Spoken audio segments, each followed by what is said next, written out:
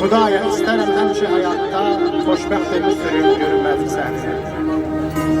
Yerin şadlığında toy məclisində bax belə deyib girən görüm məclis əhlini. Azad olsun vətənimiz, gözəl bir həyat. Görüm abad olsun bax bu gözəl kainat. Oğluna qızına qurub toy satsın. Şadlıq edən görüm məclis əhlini.